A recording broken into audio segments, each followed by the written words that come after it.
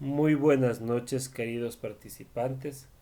En esta segunda etapa del curso de análisis y diseño experimental, me gustaría realizar un ejercicio para complementar lo que ustedes revisaron en el material que se les envió, que básicamente nos explica cómo diseñar una investigación más desde el punto de vista de las ciencias sociales, ya que este tipo de estudios como el que vamos a ver en el presente ejemplo son muy comunes en las ciencias de la educación, en la psicología, en derecho, en ciencias de ese tipo, porque permiten modelar diseños de campo para contrastar el efecto de alguna variable categórica o cualitativa en una medible.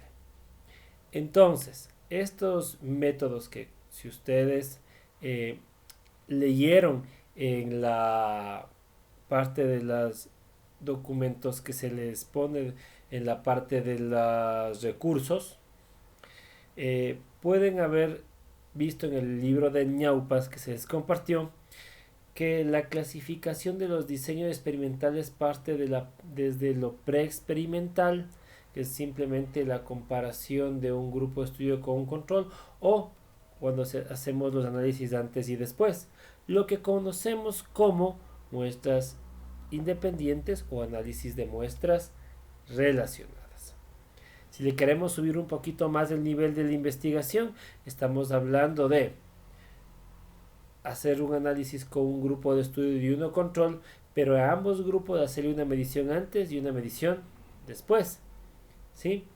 A eso se les llama diseños cuasi experimentales, siempre que los grupos hayan sido escogidos por conveniencia. Si los grupos no fueron escogidos por conveniencia y fueron al azar, como en el caso del ejemplo que aquí se está presentando, estamos hablando ya de un diseño experimental puro. Se puede aplicar, como les decía, mucho en las ciencias sociales.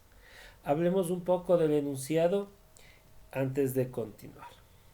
Dice, para llevar a cabo una investigación diseñada con el fin de probar la eficacia del método de repeticiones en el desarrollo de la velocidad de los atletas de la Federación Deportiva de Bolívar, para las carreras de 100 metros planos se ha diseñado un estudio experimental de dos grupos aleatorios con pre y post prueba. Es decir, se hizo un diseño experimental puro, porque tengo dos grupos, uno de estudio y uno de control, a los cuales se les va a hacer una lectura o una medición antes y después, y además a esos grupos se los seleccionó al azar, con un sorteo.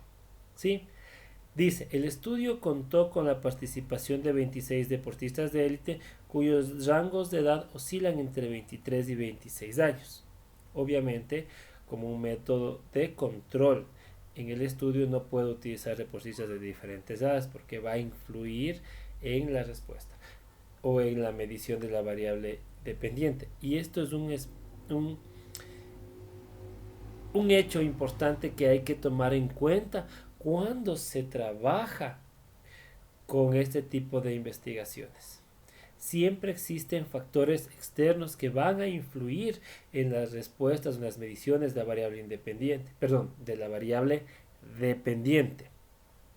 Por lo tanto, nosotros debemos analizar primero estos factores externos, estas variables extrañas o variables intervinientes que puedan afectar mi medición. De la capacidad que ustedes tengan para aislar a las variables de tal manera que los resultados de la medición de la variable dependiente aseguren que cualquier variación que haya habido es producto de su variable independiente, estamos dándole validez interna a nuestra investigación. ¿Qué quiere decir? Que nosotros podemos aseverar que el análisis de relación de las dos variables es confiable. Eso es muy importante para estos estudios. ¿Sí? Dice el resto de enunciado, ¿no? Contamos con 26 de